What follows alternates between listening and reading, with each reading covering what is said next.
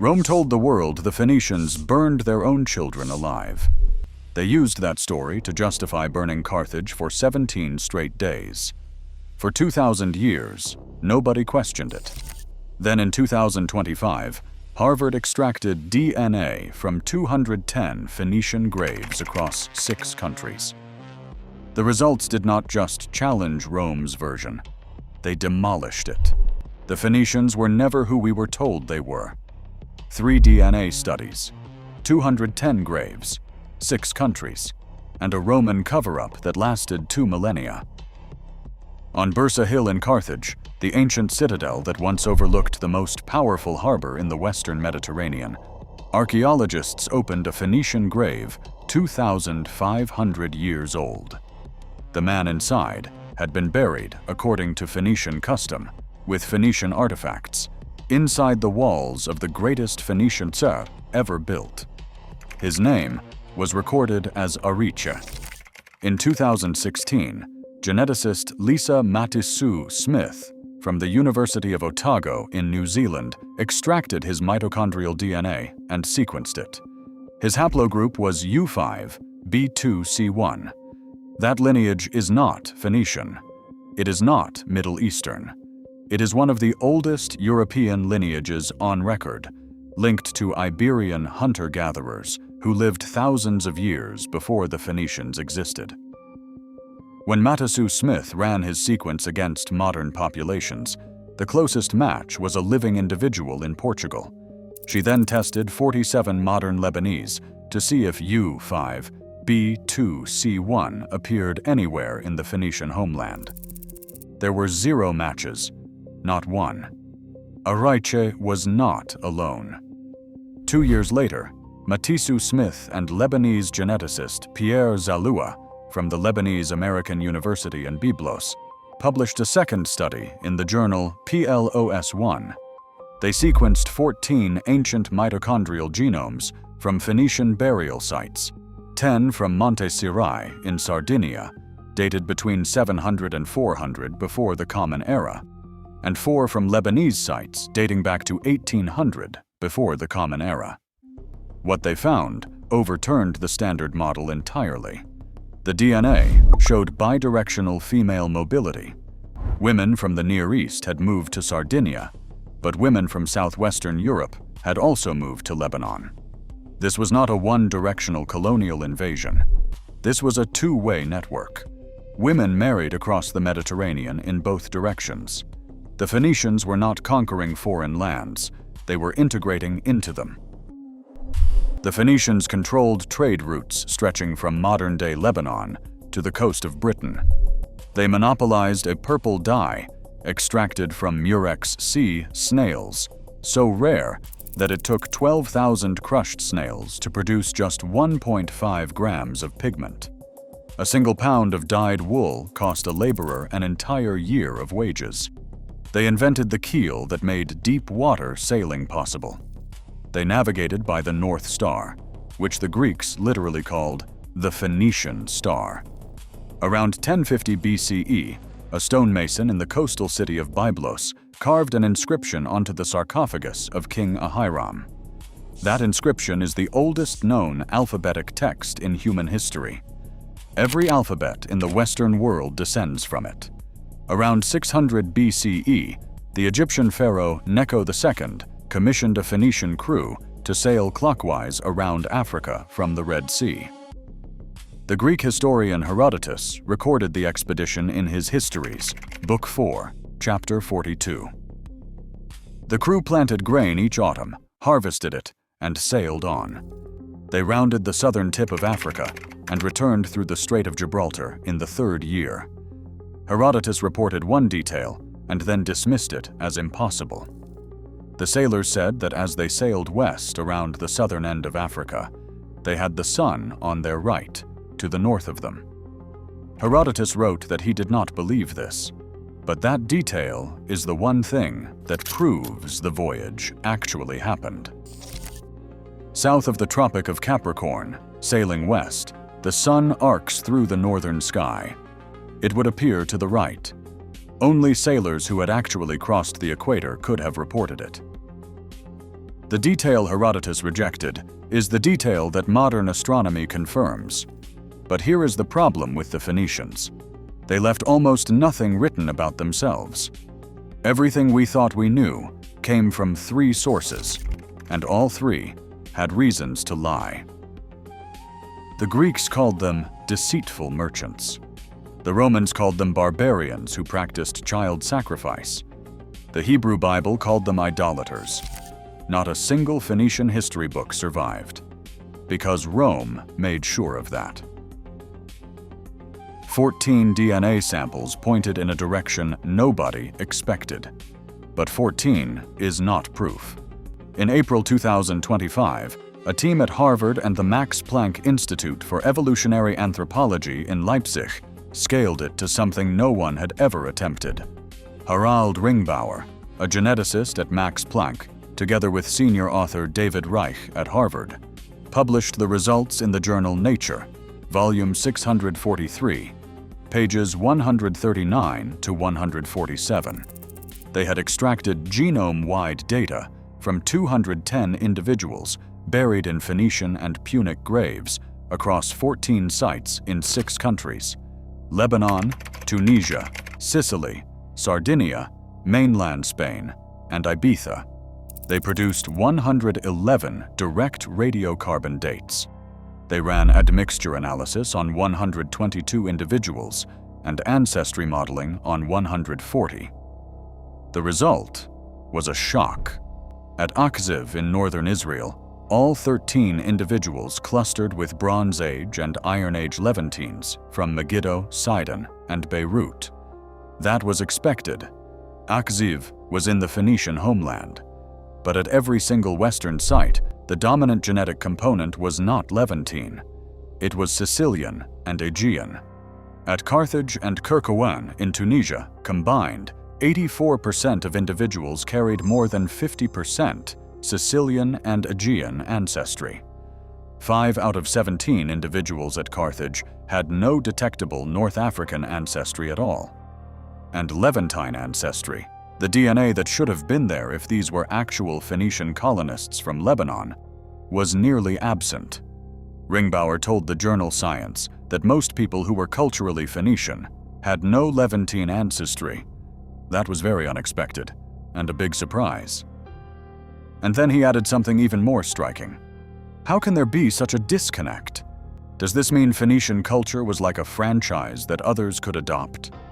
That is one for the archaeologists, a franchise. That is the word a Harvard-trained geneticist used to describe the greatest trading empire in the ancient world. Local populations adopted the Phoenician language, worshipped Phoenician gods, used Phoenician ship designs, traded Phoenician goods, and buried their dead in Phoenician tradition. But they were not Phoenician à blood. They were Phoenician at choice. 2 individuals buried on opposite sides of the Mediterranean proved this was not just cultural exchange. It was a functioning network. A man buried in Birgi, Sicily, and a woman buried in Kyrgyzstan, Tunisia, shared 3 long, identical by descent DNA segments. They were second or third cousins, separated by the Strait of Sicily, buried in 2 different countries, but connected by blood, by trade, and by a shared cultural identity that had nothing to do with the Levant. Ringbauer called it a Mediterranean highway.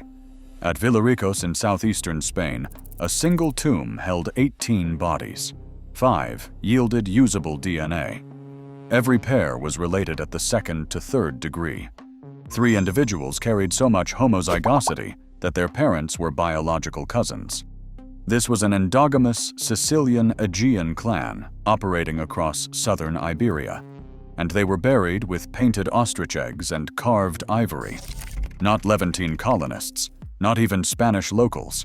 A transplanted Mediterranean merchant family running the Phoenician brand 1,000 kilometers from Phoenicia.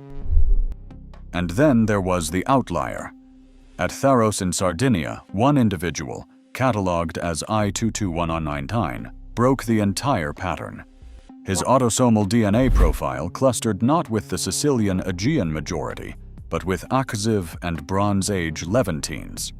He may be the oldest person with a Levantine genetic profile ever found outside the Levant by ancient DNA analysis.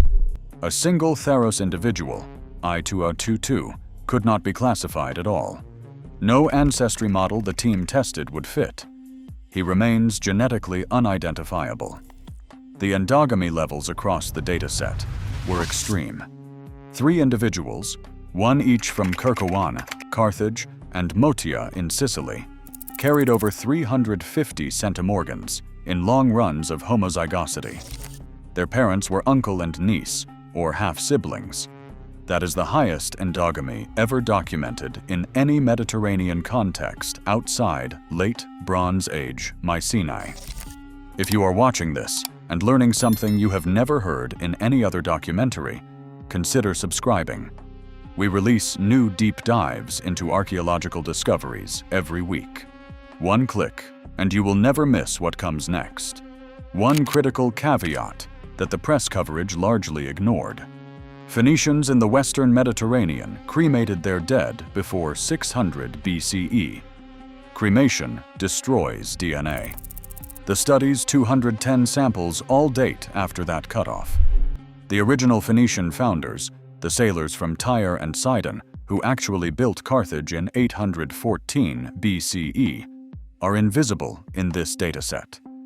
It is possible that the founders were fully Levantine, and that over the following 2 to 4 centuries their descendants intermarried so completely with local populations that the Levantine signal vanished. The study does not prove the Phoenicians never sent anyone. It proves that within a few generations, those people were genetically absorbed. The culture survived. The bloodline did not. Pierre Zalloua, the Lebanese geneticist whose own 2008 study in the American Journal of Human Genetics had mapped J2 haplogroups across the Mediterranean as Phoenician markers, watched his own framework collapse. When Scientific American reached him for comment, he did not fight it. He said that the absence of Middle Eastern ancestry in Punic people does not surprise him. The Phoenicians were a culture of integration and assimilation. They settled where they sailed. So if these were not Levantine invaders, the question becomes darker. What exactly did Rome use to justify burning Carthage for 17 straight days? The answer is the Tophet.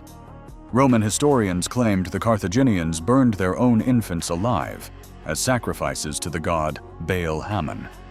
They described bronze statues with outstretched arms heated by fire, while drums drowned out the screams. It was the ultimate moral justification. Rome was not committing genocide. Rome was saving children. In the 20th century, archaeologists excavated the Tophet at Carthage and found thousands of small ceramic urns containing charred infant bones. It appeared to confirm every word Rome had written. But in 2010, Jeffrey Schwartz from the University of Pittsburgh, together with Frank Houghton, Roberto Macchiarelli from the French National Center for Scientific Research, and Luca Bondioli from the Pigorini Museum in Rome, published a forensic reanalysis in the journal PLOS ONE. They examined 348 urns containing the remains of 540 individuals. They analyzed dental development and bone structure to determine exact age at death of 50 deciduous teeth. They examined under histological microscopy. 26 had no neonatal line at all. A neonatal line forms only after a live birth. No line means the infant never breathed. These were stillborns, premature births, infants who died within hours of delivery. The sex ratio they found was 38 female to 26 male out of 70 pelvic bones, which directly contradicts the Roman claim that the Phoenicians sacrificed firstborn sons. In the ancient world, infant mortality was catastrophic. Losing a child in the first weeks of life was not unusual. It was expected. The forensic evidence strongly suggests the Tophet was not a slaughterhouse. It was a sacred cemetery for the most fragile members of society, infants who never survived long enough to receive a name. The cremation was a funerary ritual, a way to return the child to the gods, and Rome turned it into a justification for total war. In 146 BCE, Roman soldiers set fire to Carthage and did not stop for 17 consecutive days. They sold 50,000 survivors into slavery. They handed the city's entire library to Numidian kings. Every scroll, every record, every history the Phoenicians had ever written, destroyed, except one. Rome kept a single author. A Carthaginian named Mago had written 28 volumes on agriculture in the Punic language. The Roman Senate ordered it translated into Latin at public expense by a nobleman named Decimus Junius Silanus. The Roman writer Columella later called Mago the father of husbandry. Rome burned every Phoenician philosopher, every poet, every historian. But it kept the farming manual because Rome recognized that even the civilization it was erasing knew things about cultivating soil that Rome did not. About 40 fragments of Mago survive today, scattered across the works of Columella, Varro, Pliny the Elder, and the Byzantine agricultural encyclopedia known as the Geoponica. Among them, vineyards should face north. A beekeeper should never kill the drones. Buyers of farms should sell their townhouses to focus entirely on the land. No complete modern critical edition of Mago exists. The man Columella called the father of agriculture is still scattered across other people's books, 2,000 years after Rome tried to erase everything except his usefulness. In September 2024, a team of 14 divers led by Carlos de Juan Fuertes from the University of Valencia lifted a 2,600-year-old Phoenician ship from the seabed off Mazaron in southeastern Spain. The wreck, known as Mazaron II, measured 8.1 meters long and 2.25 meters wide. It was carrying 1,797 lead ingots, totaling 2,820 kilograms, when it sank around 600 BCE. The hull was held together by pegged mortise and tenon joints, with individual mortises measuring 30 to 36 millimeters wide, and olive wood pegs just 7 to 10 millimeters in diameter. The precision is extraordinary. This is a ship built by people who had mastered deep water construction centuries before Rome could sail beyond sight of its own coastline. The lead was traced by isotope analysis to the Cartagena mining district. The ship that carried Phoenician cargo was built with Phoenician engineering, but operated in Iberian waters, crewed by people whose DNA, if it had survived, would almost certainly not be Levantine. But there was one thing Rome could not burn. In 2017, geneticist Mark Haber from the Wellcome Trust Sanger Institute published a study in the American Journal of Human Genetics showing that modern Lebanese share significant genetic continuity with Bronze Age Canaanites. The Phoenicians were Canaanites. Their DNA did not vanish when Carthage fell. It survived in the populations of Beirut, Tunis, Palermo, and across the islands of the Mediterranean. The civilization Rome tried to erase is still walking the streets of every port city the Phoenicians ever touched.